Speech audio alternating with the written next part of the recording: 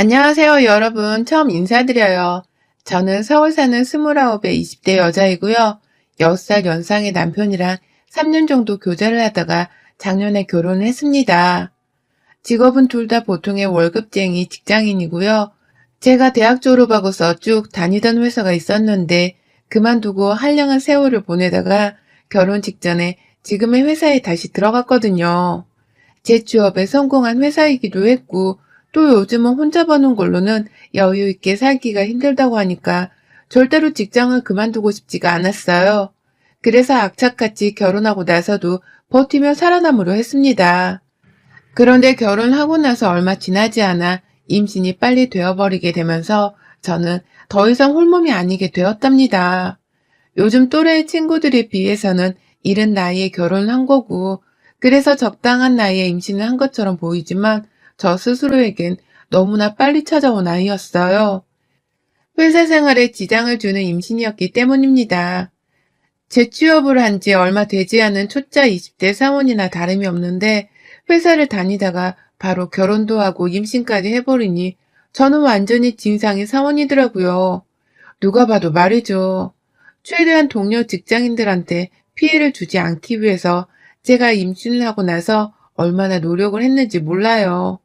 나는 결혼하고 애를 낳고 나서도 이 회사를 꼭 끝까지 다니면서 월급 받고 살고 싶다는 것을 꼭 알려주고 싶었습니다.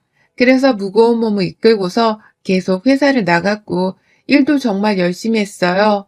막달이 되어서까지도 회사에 붙들려 있으니 그제서야 직원분들의 입에서 먼저 말이 나오더라고요. 왜 육아휴직도 안 쓰고 이렇게 몸을 무리해가며 일을 열심히 하냐며 말이죠. 그 정도로 제가 쭉 몸을 혹사시켰습니다. 첫 애인데도 불구하고 뱃속 애걱정도 제대로 하지를 않은 채로 말입니다. 제가 이렇게 직장을 오래오래 다니고 싶어 하는 데에는 다 이유가 있었습니다. 다 저 혼자 잘 먹고 잘 살고 그런 게 아니었어요. 저희 결혼하고 신혼집 차릴 때 그래도 남편이 모아놓은 돈을 조금이라도 가지고는 있는 줄 알았습니다. 그런데 남편도 집 하나 전세를 구할 정도의 돈을 모아놓지 못한 상황이었고, 집값은 집값대로 올라가 있고 모든 게 엉망진창이었죠.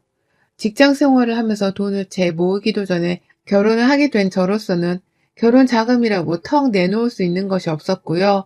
그래서 정말 염치불구하고 서로의 부모님께 도움을 얻어보게 되었답니다.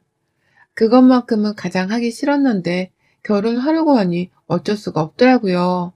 그런데 그러고 나서도 집값 문제는 전혀 해결이 되지 않았어요. 각자 부모님한테서 받을 수 있는 여유자금을 받아오기로 했는데 남편은 꼴랑 돈 2천만 원을 가지고 온 겁니다. 전세금 하나 구할 수 있는 돈도 없는 형편이었으면 그냥 결혼 생각은 하지 말고 혼자 쭉 연애만 하면서 살 것이지. 왜 결혼을 한다고 해가지고는 여기저기 돈 때문에 혼란스럽게 해야 하나 싶었어요. 우리 친정도 여유가 많이 없는데 그렇게 부족한 돈으로 결혼을 해서 고생할 바에야 그냥 우리는 연애만 하면서 이대로 재밌게 살자며 제 쪽에서 먼저 결혼 얘기를 접기에까지 이르렀답니다. 저는 좀 현실적인 사람이었기 때문에 결혼은 애들 장난이 아니라는 걸 남편에게도 분명히 말했어요. 이대로 대출을 왕창 받을 자격이 있는지도 모르겠지만 설령 대출을 받는다고 하더라도 평생 대출금을 갚으면서 직장에 다닐 수는 없는 것이라는 걸 누누이 말했죠. 그런데도 그 고비를 넘어서고 저희가 결혼했습니다. 남편이 결혼을 꼭 해야 한다면서 바득바득 우긴 것도 있었고 저희 친정에서도 보다 안 되겠다며 돈을 더 보태주셨거든요. 친정 부모님이 들고 와주신 5천만 원에 대출 조금을 더 받아서 저희는 전셋집을 구했고 시댁에서 받은 2천만 원이랑 부가적인 수입을 더해서 결혼식을 치렀어요. 여기저기 돈 들어갈 일이 너무 많았는데 그 돈의 대부분이 우리 부모님 돈에서 나왔다고 생각을 하니 저는 하루라도 빨리 돈을 열심히 벌어서 부모님께 갚아드리며 살아야겠다고 생각을 했답니다.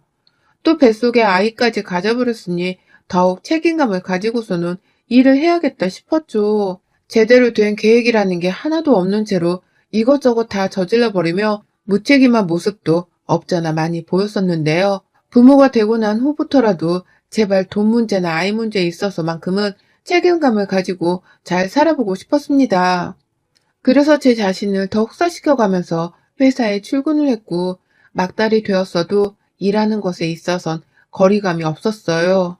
오히려 어떻게 하면 산후조리를 빨리 끝내고서 임신 전에 그 가벼운 몸으로 돌아갈 수 있을지에 대해서만 고민을 했죠. 아주 푹 쉬다가 나와서는 아주 진득하게 직장을 다녀볼 참이었습니다. 그래서 산후조리만큼은 들어가는 돈이 분명 아깝긴 했으나 최저 비용만을 들여서 푹 쉴 수 있는 곳으로 가보자 했어요. 제 애를 대신 봐주는 분들이 계셔서 잠이라도 제가 더 많이 잘 수 있는 곳으로 말이죠. 그런데 출산하기 넉 달 전부터 시어머니가 옆에서 산후조리 노래를 부르더라고요. 그냥 제가 어머님이랑 전화 통화를 하다가 무의식 중에 산후조리는 잘해야 하니까 좋은 데로 알아봐야 하는데 라는 식으로 산후조리원을 알아보고 있다는 것을 말씀드리게 되었어요. 그런데 그날 후로 저만 보면 산후조리에 대해서 조언을 해주시더라고요. 원래 여자가 임신을 했다가 출산하는 과정이 예전엔 아주 평범한 일과 같은 거였는데 요즘에는 너무 지나치게 조심하는 경향이 있다면서 유난스럽다는 말도 살짝 돌려서 하신 적이 있으셨어요. 그래서 제가 몸 챙기는 게 왜 유난스러운 거예요? 요즘은 다들 얘를 하나 아니면 둘밖에 낳지를 않으니까 이왕 낳는 거 좀 더 신중하고 또 몸 신경 쓰면서 산후조리를 하고 싶은 거겠죠. 라면서 대책도 없이 그냥 제 생각을 말씀드렸어요. 이런 논쟁을 시어머니랑 하게 되리라고는 상상을 못했기 때문에 제 완전한 생각도 아니었고 이런 생각을 굳이 해본 적도 없었지만 둘러둘러 말씀을 드렸죠. 빨리 복직을 해서 돈을 벌어야 한다는 말씀도 드리고 싶었으나 저희 친정 부모님이 돈을 더 많이 빌려주신 것에 대해서 자존심이 상했다는 말을 남편을 통해 들은 적이 있었기 때문에 그 말은 쏙 빼놓고 말입니다. 하지만 어머님은 제 말에 동의를 하면서도 점점 더 자주 산후조리에 대해서 말씀해주고 그게 다 필요 없는 것이라는 걸 아주 설교하듯이 해댔어요. 처음엔 그게 다 유난스러운 짓이라고 말씀을 하시더니만 제가 몇 번 그렇지 않다고 맞받아치고 또 공감을 못하는 모습을 보이고 나니 설득을 하기 시작하더라고요. 산후조리에 쓰이는 돈이 많이 든다던데 그 돈으로 차라리 자기가 더 나은 산후조리를 해주겠다고 말입니다. 자기가 저희 남편의 도련님까지 아들 둘 낳으면서 산후조리를 제대로 해서는 지금 건강하게 살고 있지 않냐고 하면서 시어머니라고 불편해만 하지 말고 오히려 엄마가 해주는 따신 집밥을 먹으면서 네 집에서 편히 쉴 수 있다는 걸 장점으로 생각을 하라고 하셨어요. 푹 잠을 자고 싶은 거라면 병원보다는 더 편하게 지낼 수 있는 집이 최고라고 하면서 말이죠. 아이는 당연히 자신이 처음부터 끝까지 다 돌봐주면서 옆에서 보조를 해줄 테니 절대로 신생아 육아에 대해서 걱정을 할 필요가 없다고도 하셨고요. 그러니 저도 순간 솔깃하더라고요. 당연히 처음에는 시어머니가 저희 부부한테서 빠져나가는 산후조리비가 아까워서 가지 말라고만 하시는 건 줄 알았는데 점점 들어보니 어머님께서 자기가 돈도 딱 50만 원만 받고서는 한 달가량 저희 집에 있어주겠다고 하시고 제 입에 들어갈 밥부터 시작해서 출근하고 퇴근하는 남편의 밥상, 그리고 아이를 돌보는 문제까지 옆에서 하나하나 다 보조를 해주겠다고 하시니까 저도 슬슬 출산이 임박해 갈수록 어머님의 말씀에 귀가 기울어져 갔답니다. 솔직히 말해서 산후조리원에 쓰이는 돈을 최저로 잡는다고 하더라도 돈백은 2주 동안 우습게 깨졌거든요. 그런데 어머님이 한 달가량 저희 집에 와서는 산후조리원에서 해주는 것을 돈 50만 원을 해주겠다며 부담을 절대 가지지 말라 말씀을 하니 저로서는 그래도 되겠다 하는 심보가 생긴 것이죠. 그리고 전 결국 더 큰 돈을 쓰면서 잠만 자고 올 산후조리원에 들어가느니 차라리 내 집에서 푹 자며 시어머니께 내 새끼를 맡기는 것이 더 낫겠다 싶었습니다. 그리곤 정말 산후조리원에 들어가지를 않고 자연분만으로 출산을 한 후 이틀 동안의 입원을 거쳐 퇴원을 했어요. 집으로 말입니다. 그리고는 정말 마음 독하게 먹고서는 시어머니시라고 할지라도 내 몸부터 챙기며 빨리 회복을 하고자 했죠. 산육기 기간인 출산 후 6주 동안은 합병증이 생길 가능성도 있다고 하니 정말 잠 푹 자고 잘 먹으면서 출근하기에 최상의 조건을 만드는 것에만 집중을 하고자 했어요. 그런데 집에 돌아온 첫날부터 그 계획은 와르르 무너져 내렸습니다. 퇴원을 하고 집에 왔는데 집안에 시어머니가 안 계시더라고요. 그러더니만 실제로 어머니께서는 그로부터 이틀 뒤에야 저희 집을 찾아오셨어요. 저 출산한 후에 자기 약속 있는 걸 깜빡한 바람에 바로 올 수가 없었다는 뻔한 거짓말을 하시면서 빈손으로 들어오더라고요. 그 바람에 저 집에 가면 뜨신 미역국을 바로 먹을 줄 알았는데 아무것도 못 먹고서는 결국 남편에게 SOS를 쳤고요. 남편이 해온 애매한 미역국을 먹으면서 제 아이까지 직접 돌봤습니다. 시어머니를 믿고서 산후조리원에 가질 않았는데 이건 뭐 시어머니한테 사기를 당한 것과 마찬가지인 기분이었어요. 그 이틀 동안 저는 남편 미역국을 받아 먹으며 살아나려 하던 입맛이 뚝 떨어졌고 남편이 출근한 동안에 저는 혼자서 애를 보느라 정말 누워있는 건 그림의 떡이었어요. 그러다 어머님이 오셨는데 빈손으로 찾아와서는 미역국 해놨네? 그럴 줄 알았다. 원래 여자는 생존 본능이 있어서 지 먹을 건 알아서 해먹더라. 라면서 남편이 해놓은 미역국을 구경만 하며 추가 요리는 하지 않으셨고요. 오히려 남편이 해놓은 그 미역국을 직접 한 그릇 먹겠다며 잡수시고는 맛대가리가 없다고 짜증을 부리셨어요. 그래서 제가 그거 남편이 해준 거예요. 어머님이 집에 안 오시는 바람에 라면서 떽떽거리면서 말씀을 드리니 어머님이 멋쩍어 하면서 말씀하시더라고요. 그래, 남자가 밖에서 돈 벌다 보면 요리는 못할 수 있는 거지. 어쩐지 맛이 좀 모자르다니. 그래도 우리 아들 기특하네. 마누라 준다고 미역국도 다 만들고. 라고 말입니다. 도무지 요리를 하겠다는 모습이 전혀 보이지도 않았고 준비를 하지도 않는 어머님의 모습에 상당히 당혹스러웠어요. 그럼에도 불구하고 우리 집에 왔다는 것 자체가 산후조리를 도와주려 오신 것일 테니 저는 일을 맡기고자 했습니다. 좀 자야겠으니 애를 돌봐달라 하면서 말이죠. 그런데 어머님 본인이 주무시더라고요. 방 안에서 아이한테 모유 수유를 하고서는 애를 좀 봐달라고 하면서 어머님을 부르는데 아무리 부르고 또 불러도 반응이 없으신 거예요. 설마 사람이 죽었나 하는 생각에 무거운 몸을 이끌고서는 방 밖을 나가보니 시어머니는 저희 집 작은 방 안에 어느새 이불까지 친히 깔아놓고서는 잠을 퍼질러 자고 계시더라고요. 산후조리를 해주겠다고 온 사람이 산모가 모유수유를 하는 사이에 이불 깔고 드러누워 잘 생각을 했다니. 기가 막혀 말도 안 나왔죠. 그날 시어머니는 남편이 퇴근을 할 때까지 아주 코까지 골아가시면서 편하게 잠을 자셨고 저는 누가 출산을 해서 휴식을 취하고 있는 건지 분간도 안 갈 만큼 저 혼자 애를 돌보다가 미역국도 직접 끓여 먹기까지 하며 제 몸을 저 스스로 챙겼습니다. 그렇게 사흘 정도로 시어머니께 딱히 도움받는 것 없이 지냈고요. 슬슬 제가 이대로면 그냥 시어머니를 집으로 돌려보내도 되겠다고 생각을 했던 때에 시모께서 한 방을 크게 터뜨려 주셨네요. 그날은 남편이 해준 미역국을 진작 다 먹고서 제가 직접 끓인 미역국을 계속 먹다가 그것마저 다 떨어져서는 먹을 게 없던 날이었어요. 그래서 저는 당연히 저를 돕겠다 와주신 시어머니께 말씀을 드렸죠. 미역국 좀 끓여놔 주시라고 말이죠. 그런데 시어머니가 미역국이 다 떨어졌어? 그거 하나 좀 불려놓기라도 하지. 라면서 심드렁하게 불만스러운 대답을 하더니만 알겠다. 라고 하시더라고요. 그러니 저는 대답을 듣고서 다시 방 안으로 들어가 아이를 좀 보다가 쓱 침대에 누웠습니다. 불만 가득한 심호 표정이 열받아 죽겠고 저럴 거면 왜 자기가 산후조리를 잘 해주겠다는 거짓말을 해서는 우리 집에 온 걸까 싶어서 사기를 당했다는 생각에 기분이 더럽기도 했어요. 누워서도 계속 시어머니를 향한 불만 때문에 기분이 꽁해져서는 마음이 심란했고 애 걱정을 뒤로 한 채 제 몸부터 잘 챙겼어야 했음에도 불구하고 전 애 걱정을 계속하면서 산후조리가 제대로 되어가고 있지 않음에 걱정이 한가득이었죠. 이러다가 출근하는 날에 계속해서 몸을 끙끙 앓아가며 출근을 하는 게 아닌가 싶기도 하고 말입니다. 여러모로 시어머니한테 사기를 제대로 당했다는 생각이 들어서 화가 치밀어 오르던 중이었는데 밖에서 시어머니가 요리를 하긴 하는 건지 뭔가 자꾸 뚝딱뚝딱 거리는 소리가 들려오대요. 그래서 전 당연히 어머님이 미역국을 드디어 만들어주는가 보다 싶었습니다. 그래서 잠시라도 좀 쉬어보려 했는데요.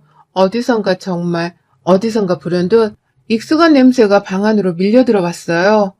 그 냄새는 마치 제 오감을 완전히 자극함과 동시에 머릿속에서는 자연스레 양은 냄비를 떠올리게 하는 그런 냄새였습니다. 제가 아주 잘 아는 냄새였죠. 저도 모르게 누워있다가 자리에서 일어나서는 이게 뭔 냄새지? 라며 육성으로 말을 했습니다. 그리고는 설마 하면서 아이를 잠시 혼자 내버려둔 채 후다닥 부엌으로 나가봤죠. 하지만 부엌에 도착을 함과 동시에 저의 의심은 확신이 되었고 그 냄새의 진위는 분명해졌습니다. 제게 너무 익숙했던 그 냄새는 바로 컵라면 냄새였어요. 하다못해 라면을 끓이더라도 냄비 안에다가 물을 끓이고서 면을 익히는 4분 정도의 정성도 들이지를 않으셨더라고요. 그냥 컵라면 하나를 발견하셔서는 그 안에 끓는 물을 부어놓고서 면이 익길 기다리며 식탁 위에 올려만 놓으셨더라고요. 미역국을 만드는 줄 알았더니 미역은 온데간데 보이질 않았고 제가 나와서 그 광경을 보며 혀를 내두르자 시어머니는 당황스러워하는 듯 말씀하셨어요. 아니, 미역을 불리려면 그것도 또 시간이 들고 너 배고픈 것 같은데 그냥 컵라면부터 먹으라고. 나중에 네 남편 오면 미역국 제대로 해서 줄게. 라고 말해줘. 출산은 내가 했는데 미역국은 남편이 퇴근하면 만들어주겠다니. 이게 뭔 소리입니까? 애기 모유수유도 해야 하는데 이런 며느리한테 컵라면을 먹일 생각을 다 하시다니요.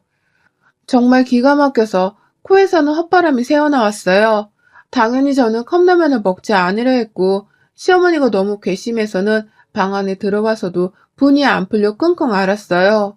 온 집안에 라면 냄새가 아주 진동을 했고 얘는 엄마 기분도 모른 채 제 발소리에 깨서는 막 보채려고 하는데 머릿속이 점점 블랙홀이 되어가는 껌껌한 기분이었습니다. 그러다 결국 저는 제대로 먹은 끼니도 없는데 밖에서 나는 라면 냄새가 너무 강렬하게 느껴지던 바람에 결국 그걸 또 처먹었고요. 라면을 먹으면서 전 이 상황 자체가 너무 억울하고 화가 난다면서 혼자 눈물을 그렁그렁 거렸어요. 차라리 그 돈 50만 원을 친정 부모님께 더 얹어서 드리고서는 친정에 가서 지낼 걸 싶었나 하는 후회도 들고 왜 내가 친하지도 않던 시어머니의 말씀을 믿고서는 시어머니께 산후조리를 부탁했나 싶어 또 망연자실했죠. 여러모로 후회가 많이 생기는 저의 결혼생활 자체에 한탄스럽기까지 했고 말입니다. 그렇게 컵라면 반 정도를 먹다가 갑자기 생각의 현타가 밀려와서 남은 컵라면은 죄다 싱크대 위에 버렸고요. 그냥 시어머니께 일을 아예 떠밀듯 맡겨놓은 채로 전 방 안에 들어가 누워버렸어요. 내 집에 산후조리를 도와주려고 오셨으면 그에 합당한 노동이라도 최소한 해달라는 저의 투정이었습니다. 대놓고 시어머니께 화를 내고 싸웠다가 돈 50만 원도 날리고 산후조리도 다 날려버릴까 싶어서 화를 내지는 못한 채 눈치라도 좀 먹으라고 한 짓이었죠. 얘를 그렇게 어머님께 나물러라 맡겨놓고서는 모유수축 하는 것도 겨우겨우 해놓고선 제가 잠이 들어버렸는데 와, 깨어보니 거의 저녁 9시더라고요. 남편은 이미 퇴근해서 아이를 돌보며 어쩔 줄 몰라 하고 있었고 남편한테는 밥을 다 차려주신 건지 부엌에 나가보니 씻을 그릇들이 아주 한가득이었어요. 남편은 아무 생각이 없는 건지 저를 보면서 엄마 깼다 라고 하며 반갑게 맞이를 해주는데 저는 시어머니 생각에 도저히 남편을 보고서 웃을 수가 없었습니다. 며느리한테는 컵라면 하나 띡 차려주시던 양반이 자기 아들한테는 얼마나 정성스럽게 밥을 해먹이신 건지 아주 부엌을 가니 치울 것들이 한가득이었고 전 그만큼 화가 더 치밀어 올랐죠. 그 와중에 시어머니는 아휴, 내 몸이 내 몸 같지 않아. 몸이 너무 피곤하고 입맛도 없고 나이가 들어서 이런가? 라고 하면서 출산한 제 앞에서 힘들단 소리를 잘도 꺼내시는데 그 꼬라지가 너무 보기 싫어서 씻고 난 후 애를 좀 보다 바로 방 안으로 들어봤어요. 제가 자는 동안 남편이랑 어머님이 어떻게든 알아서 애를 봐주신 걸 알고서는 내가 그냥 모른 척을 하면 지들이 알아서 애를 보긴 보겠구나 싶었거든요. 그렇게 방 안에 들어와서는 혼자 억지로 잠을 청하려 했고요. 그러다가 또 밤 12시가 겨우 넘어가는 그 시각에 눈이 떠졌어요. 아까 컵라면 냄새를 맡았던 기억이 다시 되살아나듯이 아주 익숙한 냄새에 의해서 제 눈이 그 밤에 떠져버린 겁니다. 그런데 옆에 남편이 없더라고요. 애만 조용히 숨소리를 내면서 곤히 자고 있었고요. 애가 깰까봐 저는 출산한 여자인데도 불구하고 발꿈치를 치켜 들어 올리기까지 하면서 조용히 방을 나섰습니다. 그리고는 방문을 열자마자 정말 바로 그 익숙한 냄새의 정체를 또다시 확신하고야 말았어요. 그건 바로 치킨이었습니다. 이 밤에 막 치킨을 주문한 건가 싶어서 이 시간까지 문을 여는 치킨 가게가 근처에 있었나 의아해하던 중 밖에서 시어머니의 쥐새끼 같은 말소리가 들려왔어요. 아까 이거 시켰다가 네 마누라가 깨서 얼마나 놀랬는지. 문 밖에서 치킨이 식을까봐 걱정을 했는데 이제 보니 치킨은 식은 게 더 맛있는 것 같다. 라고 하시더라고요. 그러면서 지 아들이랑 좋다고 그걸 맛있게 나눠 먹느라 쩝쩝거리는 소리가 제 귀 바로 옆에까지 들려오는데 환장하겠더라고요. 며느리한테 치킨 한 조각 나눠주는 게 아까워서는 아까 제가 일어났을 적에 치킨이 집에 도착을 했음에도 모른 척 그냥 그걸 집 밖에 놔뒀나 보더라고요. 일부러 저한테는 인기척도 안 하고 지들끼리 먹으려고 배달원한테는 배달 시에 문도 놓고 하지 말라고 말을 했던 것이고요.